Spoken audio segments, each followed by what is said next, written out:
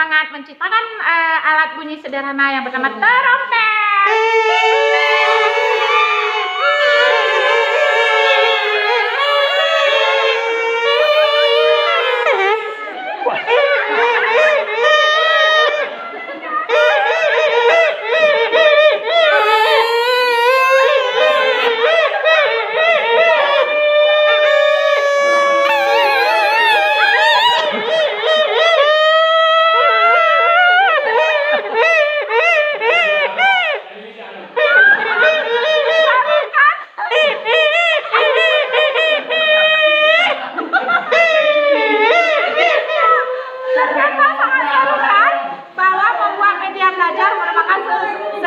Salah satu cara untuk menarik siswa dalam kegiatan proses belajar mengajar. Jadi kenapa tidak dicoba mulai dari hari ini hingga Sabtu?